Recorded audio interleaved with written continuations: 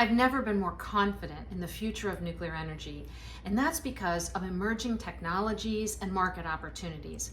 But it's mostly because of people like you. The story of nuclear energy is the story of American ingenuity, and we have the most innovative nuclear professionals on Earth. I could not be more proud of Women in Nuclear and our leadership program that lifts up the inspiring women who are breaking new ground and pushing our industry into the future. You know, early in my career, a female plant manager was unheard of. And today, we have 3 exceptional plant managers that are participating in the Nuclear Executive of Tomorrow. Kelly Jo Fernew, Nicole Flippen, and Lisa Hilbert are shining examples of our progress. There are too many names to mention, but your work is extraordinary and absolutely crucial to achieving a carbon-free future. We know that a more inclusive and diverse nuclear industry is a stronger nuclear industry. We can't afford to insulate ourselves from the events around us, whether it's the pain of an ongoing pandemic or a national conversation about race and equity. And that's why we're taking steps to build a more diverse pipeline of talent into the industry, and in particular, women and people of color. Young people from all walks of life will be the ones who unlock nuclear energy's full potential. I just can't wait to see what we do together. I'm honored to have the opportunity to address everyone at this year's WIN conference, even if it is virtually. The events of this year have thrown the realities of gender and racial inequality into sharp focus. It's more important than ever that we talk about it and take action, no matter how uncomfortable we may be. As we all know, the nuclear industry has struggled for years to broaden the diversity of its workforce, especially in leadership roles. And while we've made some progress, we still have a long way to go. For example, in January, Maria Lacal became the 2nd female chief nuclear officer in the history of the U.S. nuclear industry. However, the workforce remains predominantly male, with women making up less than 20%. And the statistics are worse for people of color, especially women of color. We can only benefit from having more women and minorities in nuclear leadership positions. Study after study shows that diverse and inclusive organizations are more likely to succeed and thrive. Just look at some of the countries that have had the most success managing the COVID-19 pandemic. Taiwan, New Zealand, Germany, they're all led by women. To be successful, we need members of our teams who have a range of backgrounds, opinions, life experiences, and thought processes. And we need them to value and appreciate the different perspective of others. So what can we do to move beyond where we are? 1, we can step outside our comfort zones and get to know people who are different from us. This can help us open our minds and make us more aware of our unconscious biases. 2, we can listen to each other, broaden our minds, and look at things through each other's eyes. This is one way Exelon came to expand its FMLA policies and foster flexible work schedules. 3, we can challenge our leaders to be accountable for building an inclusive culture that welcomes all perspectives brought to the table. What we can't do is stay silent and be complacent. We must step outside our comfort zones, listen to and learn from each other, and challenge ourselves and our leaders to build an inclusive culture. The only way we'll be successful beyond today is if we welcome and respect all people and foster the inclusive culture we seek. Thank you for listening. Hello, my name is Grover Heddle. I'm the Chief Nuclear Officer at Energy Northwest Columbia Generating Station and a member of the Executive Advisory Council for WIN. I'm very proud of our WIN members for their community involvement, but even more so for their great leadership and critical roles that they provide for us in the nuclear industry. I'm excited for the opportunity to be part of the National WIN program and to hope to help create opportunities for the professional development of one of the most valuable resources, which is our female leaders. I've always been a strong advocate and encourage people to look for opportunities to continuously improve, whether it's learning something new or whether it's really building on your existing expertise, but especially continuing to learn and improve in the areas of leadership. To me, one of the methods that I really like to use and have used is the mentorship, and I really would encourage you, if you do not have a mentor, to seek one out. Or also, if you do mentoring and you've done it for a while, seek to be a mentor to someone, because again, whether you're mentoring or you're the mentee, it's really a rewarding, I'll say, activity. So I would really encourage that. I know I mentor roughly a little over 15 leaders within our organization, and I learned something from each and every one of those.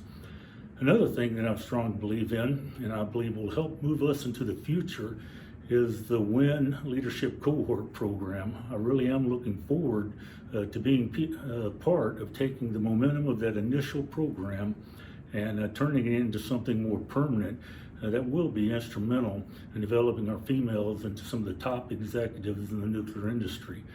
To me, leadership is the key of what it takes to sustain top performance, so this is very critical. Here in the Great Northwest, we do need a lot of abundance of strong leaders because we see nuclear as being critical going forward in providing carbon-free generation. And also, we really do need the WIN organization to help us develop those leaders for the future, not just for Columbia, but also for the new bill going into the future. And then one last thing I would like to is congratulations to the Columbia WIN Group for winning the Small Charter Excellence Award. You really are a fantastic group, and I thank each and every one of you. Thank you.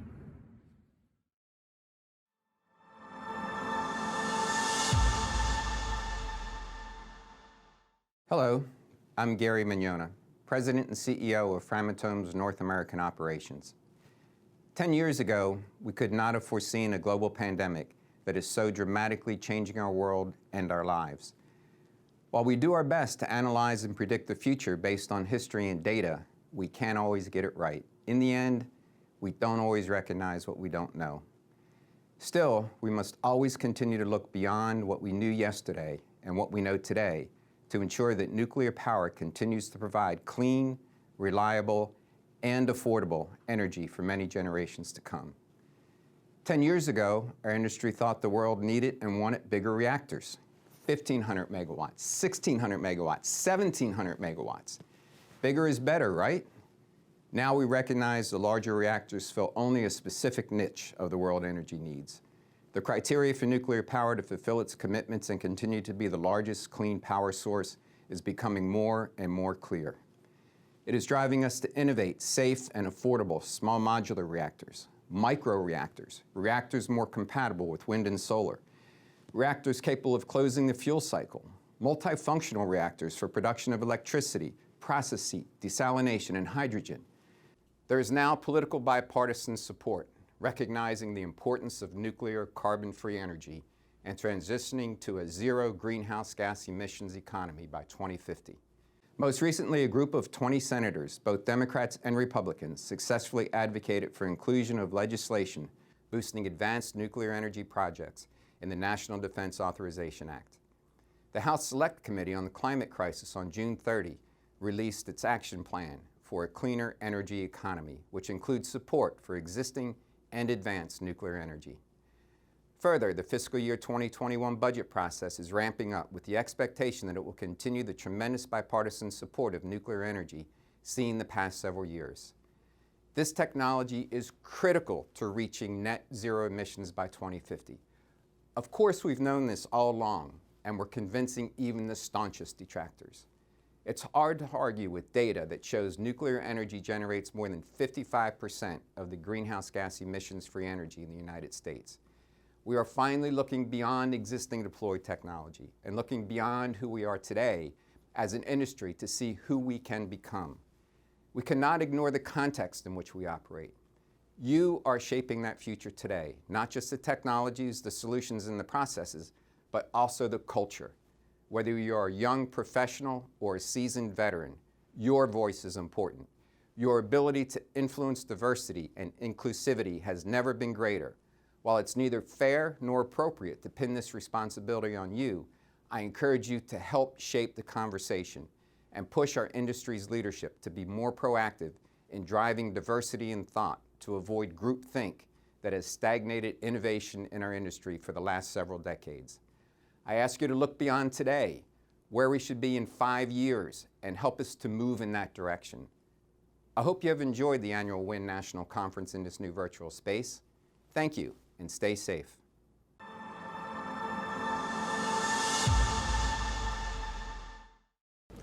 Hello, I'm Jeff Place, Executive Vice President of Industry Strategy at the Institute for Nuclear Power Operations, or INPO for short.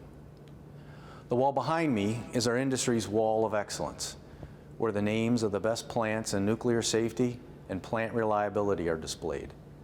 As we came into 2020, the industry was performing at its highest levels ever by many objective measures, including the number of plants rated by INPO as excellent.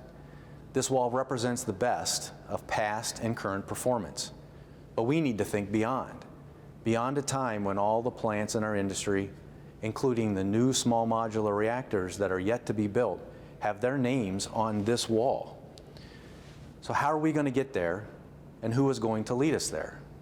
I think the how is laid out in INPO's principles document, Staying on Top, advancing a culture of continuous improvement. We will have to go beyond just understanding the 5 values, beyond being able to recite what the behaviors look like. We will need to deeply embed them into the culture at all levels in each of our organizations. This will take hard work and determination.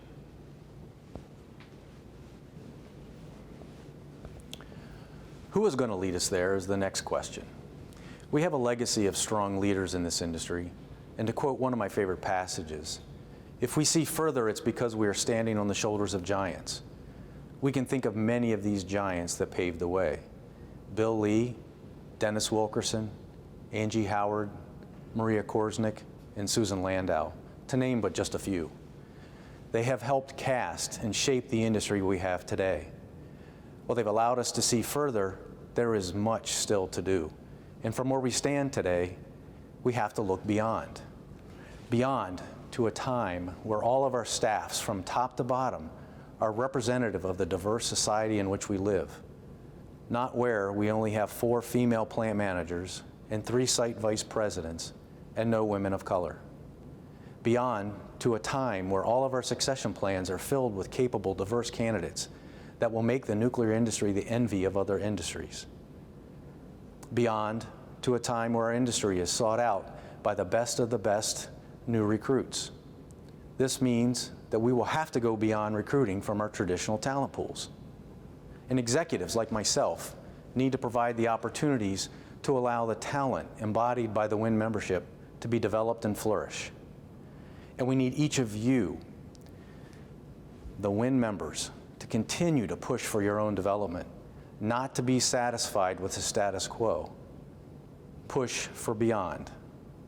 I truly believe for this industry to be successful for the long term, it will take all of us working together, and women in nuclear in particular, to step forward and lead the cultural change necessary for the industry to stay on top. I will leave you with one last thought. Eleanor Roosevelt said, "The future belongs to those who believe in the beauty of their dreams." I'm asking you to dream beyond. All the best. Hey y'all, I'm Pete Senna, CNO of Southern Nuclear, and a proud member of US WIN's Executive Advisory Council. I want to start off by recognizing the progress and achievements of US WIN in our industry. Now, I've witnessed the impact of this organization firsthand throughout my career.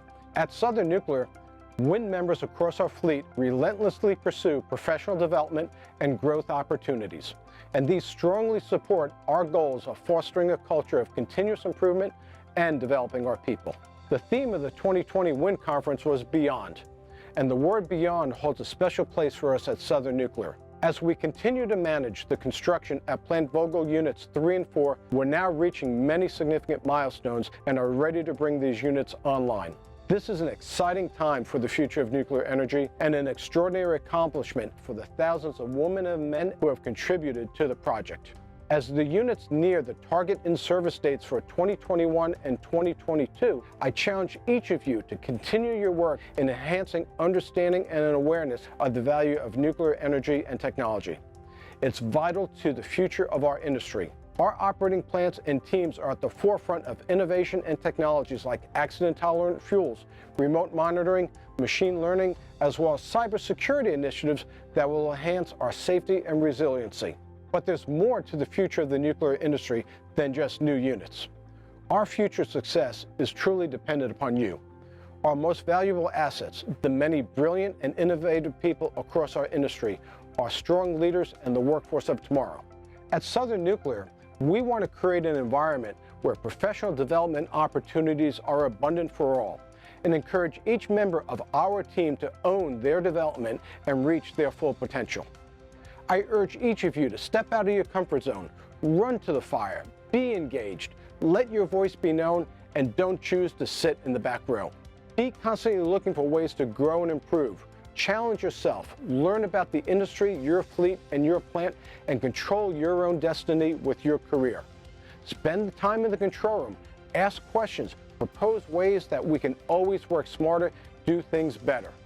The path into our immediate future and beyond will be forged by leaders like you and groups like US Wind.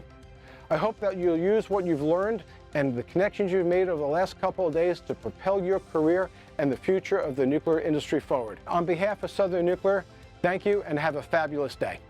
Take care, everybody.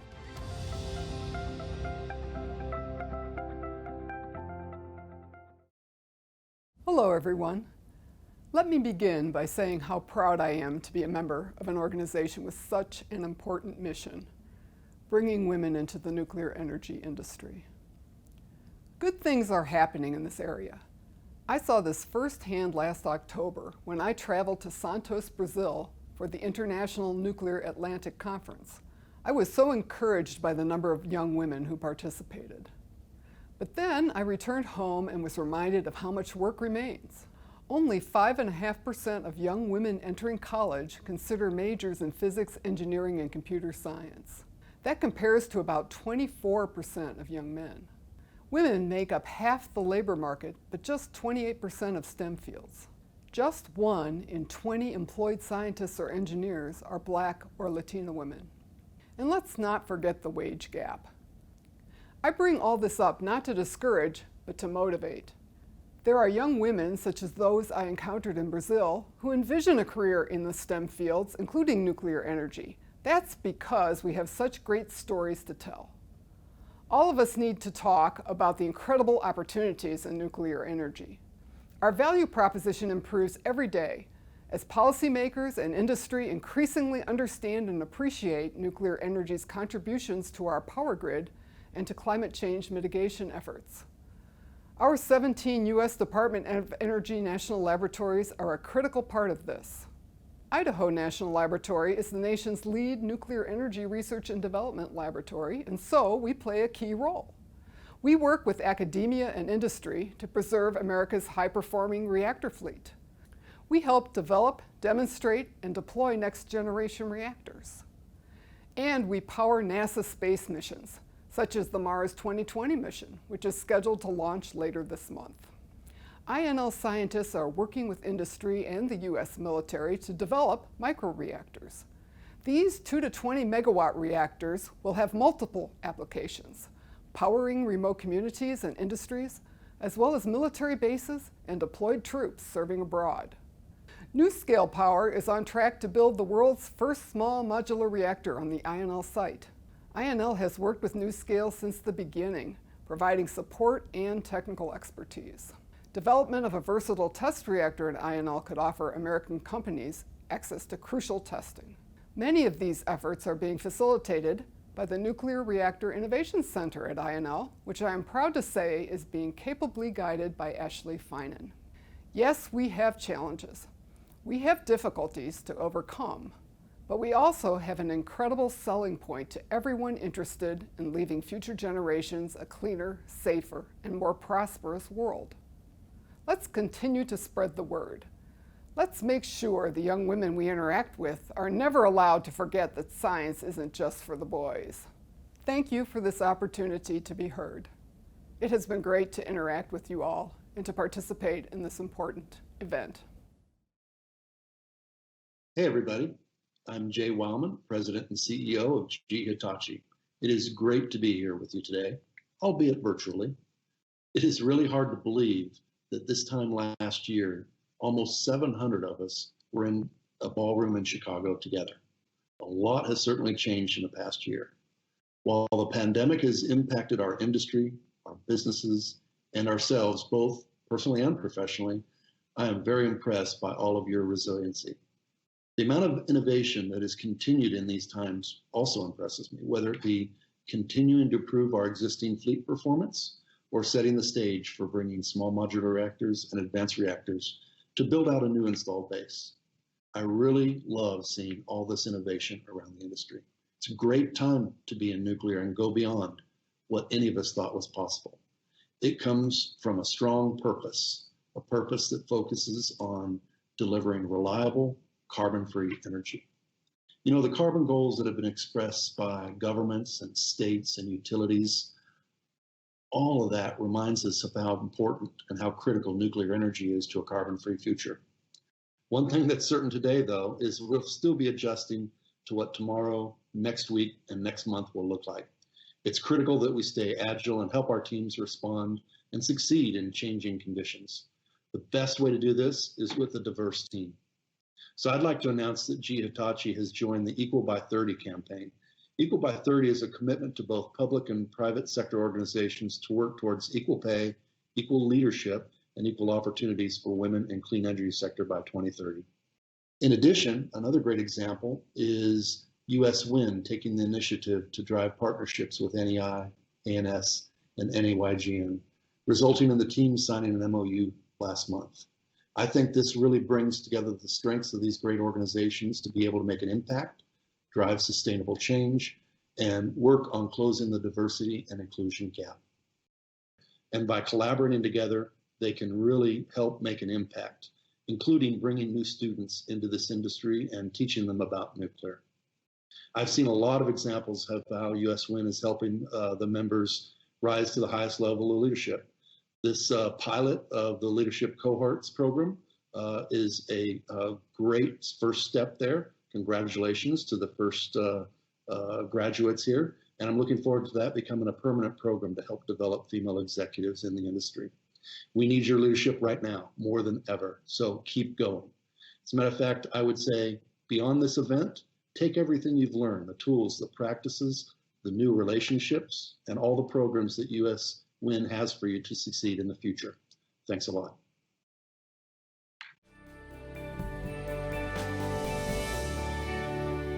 As this wonderful conference comes to an end, I want to take a moment to thank Jancy Kandasamy, Caitlin Ricola, all of our wonderful presenters, and all the folks who thought beyond the traditional wind conference to bring this amazing event to fruition. Who would have thought that thinking beyond the way we've always done it, we could accomplish a very effective way of delivering this terrific conference, one in which we were able to engage with many more wind members than the traditional conference and be able to deal with all the travel restrictions due to COVID. I must say, though, I personally missed the after-conference networking and camaraderie, as I'm sure you did as well. I think as we all go through this pandemic, we need to have a growth mindset and really challenge our closed ways of thinking and look for opportunities to expand beyond business as usual. To take educated risks to move our teams forward during these unprecedented times. If I think about our wind chapters, how can we use some of the learnings from the pandemic? Learnings we can use to expand our approach to public outreach and development of our members. How can we continue to engage with our communities and stakeholders in new, innovative, and fun ways? At Palo Verde, we host an annual teacher education event.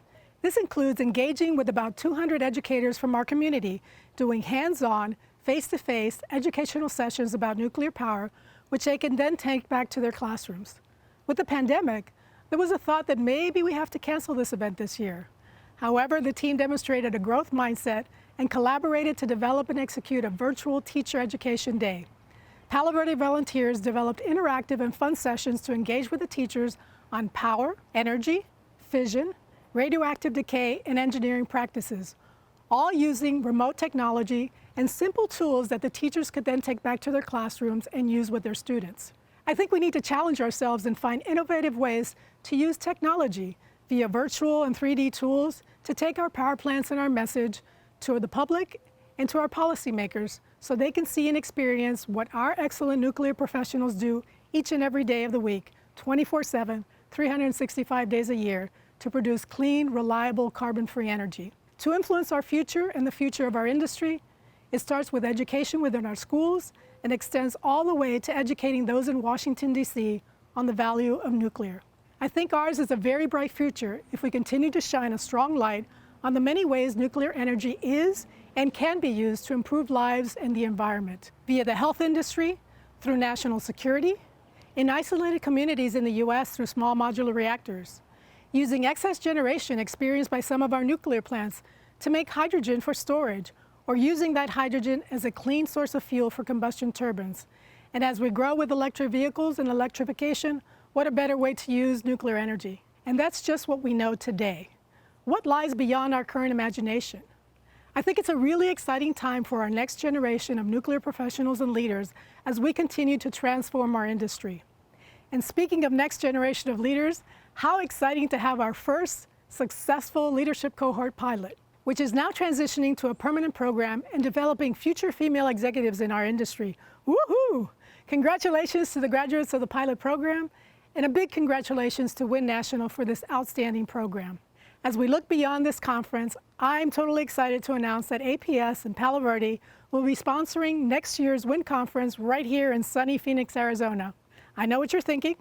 It's really hot here in the summer, but it's a dry heat. For those who haven't visited Palo Verde or the National Safer Center, this is a great opportunity to do so. Arizona is an incredibly diverse and beautiful state with so many gorgeous places to visit, from the beautiful lakes and waterfalls and mountains surrounding the Phoenix Valley area, to the red mountains and rock formations in Sedona, about 2 hours north of Phoenix, and about 10 to 15 degrees cooler, I may add, to the Grand Canyon, one of the world's 7 wonders, the Petrified Forest, the Painted Desert, Antelope Canyon, Hoover Dam, about Salt River inner tubing. Have I got your attention yet? Yep, there's something for everybody here. So pack up the entire family and make next year's WIN Conference a family vacation getaway. I hope you enjoyed this first-of-a-kind conference. Jancy, thank you so much for your incredible leadership as chair of the WIN Steering Committee. It's been an honor working with you and the entire WIN team. I am so looking forward to being your host at next year's conference.